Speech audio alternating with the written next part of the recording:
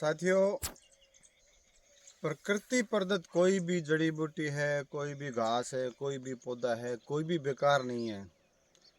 हमें उसकी जानकारी का अभाव है। अगर सही जानकारी हो तो अपने खेतों में, अपने जंगल में बहुत सी ऐसी जड़ी बूटियां हैं जिनको हमें नॉलेज नहीं होने से हमें उसको ख़राब कर देते हैं और न उसको काम में लेते हैं। आप पंसारी के जाओगे और कोई जड़ी बूटी मांगोगे, वही जड़ी बूटी हमें खेतों में मिलती है, हमें पता नहीं है, लेकिन वो पंसारी के लेके आएंगे बहुत महंगे दामों में। आज मैं आपको बता रहा हूँ एक ऐसी जड़ी बूटी, ऐसी खरपतवार, एक ऐसी बेल जो सर्दी, गर्मी, बरसात, कैसा भी मौसम हो उसमें खड़ी रहती है। रेगिस्तान में जहाँ कहीं भी एक भी हरा पौधा नहीं होगा, ये जड़ मिलेगी। और वो है इतने काम की कि उसके लिए बहुत पैसे देते हैं लोग। पंसारी को देते हैं जब वो सूख के उसका नाम बदल जाता है, क्योंकि हमें उनका वैज्ञानिक और आयुर्वेदिक नाम पता नहीं है। तो महंगे दामों में हम उसको लेके आते हैं और बहुत सी बीमारियों में काम करती है वो। दिखाता हूँ आपको, ये देखिए, अब ये नीचे देख रहे हैं, ये बेल कोई नहीं बोता। हाँ, काटते लोग जरूर हैं इसको। इसको जब खेतों में फैल जाती है तो कहते हैं नाज नहीं होने देती, हम इसको उखाड़ के फेंक देते हैं। लेकिन ये उखाड़ने की चीज़ नहीं है साथियों, ये तो लगाने की चीज़ है।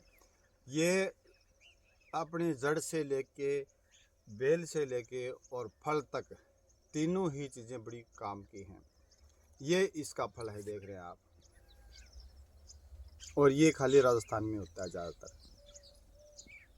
जिनको पता है वो इनके गाड़ी भर के ले जाते हैं और वो बड़े स्टोर में बड़े व्यापारियों को बेच देते हैं सस्ते, बहुत सस्ते दामों में, किलो के दाम में।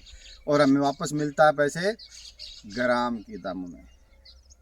60 ग्राम का डब्बा आता है, 50 ग्राम का डब्बा आता है। कितने का है? 130 का, 200 का। और हम बेचते हैं इसको। पहली बात तो यहाँ हमारे आसपास तो लोगों को पता ही नहीं है इसकी कीमत का, लेकिन जिनको पता है वो इनको बेचते हैं कुंटल के दामों में। देखो कितना महत्वपूर्ण है। इसको बोलते हैं आम भाषा में तुम्बा, खारा तुम्बा। और जैसा हमें जितना नॉलेज है उसके अनुसार ये डायबिटीज के लिए रामबाण दवाई है। ये खाने के लिए भी, और इसको जो आयुर्वेद चिकित्सक हैं वो इसको काट के और एक बर्तन में भर के ऐसे ऐसे उसमें नंगे पाँव ऐसे उसमें कुचलवाते हैं उसको। तो उससे क्या होता है कि डायबिटीज जो है वो ख़त्म होती है। और पैर से इसको आप ऐसे रगड़ेंगे ना तो आपका मुंह खराब हो जाएगा, इतना असरदार है ये। मुंह में लेने की जरूरत नहीं है, अगर यहाँ भी पैरों को भी रगड़ा तो मुंह खराब हो गया, इतनी तेज है ये। उसके अलावा पेट की बीमारियां हैं, कब्जे संबंधी बीमारी है, दांतों की बीमारी है, यानी इसमें भरपूर औषधीय गुण हैं। इसकी जड़ आप देखेंगे तो ये जड़ उखाड़ की इसकी दातुन करने से पायरिया रोग ठीक होता है। और आज से नहीं, हम बचपन से देखते आ रहे हैं, अगर दांत दर्द कर रहा है, दांत में कोई समस्या है, तो दादा दादी बोलते थे कि तुम्बे की जड़ की मालिश कर, तुम्बे की जड़ की दातुन कर ले, और तुरंत ठीक भी होता था।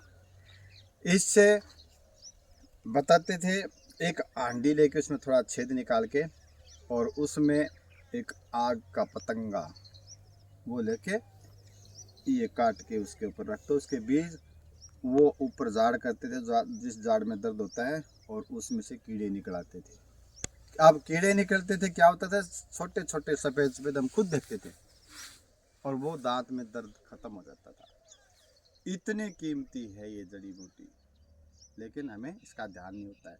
तो कोई भी खेत में किसी भी प्रकार की खरपतवार, किसी भी प्रकार की वो हो, आप अगर खेत के बीच में अगर नहीं रख सकते तो कम से कम सीमा में, यानी आप देसी भाषा में म्याड़ बोलना, वो म्याड़ में तो इसको तो रखो।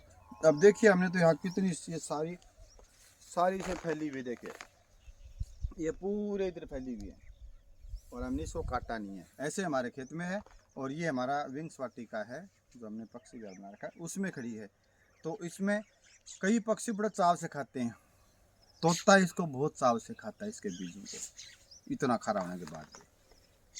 तो मेरा कहने का अर्थ यही है कि किसी भी प्रकार की जड़ी बूटी, किसी भी प्रकार की खरपतवार है वो बेकार नहीं है, उसको संभाल के रखिएगा। नमस्कार।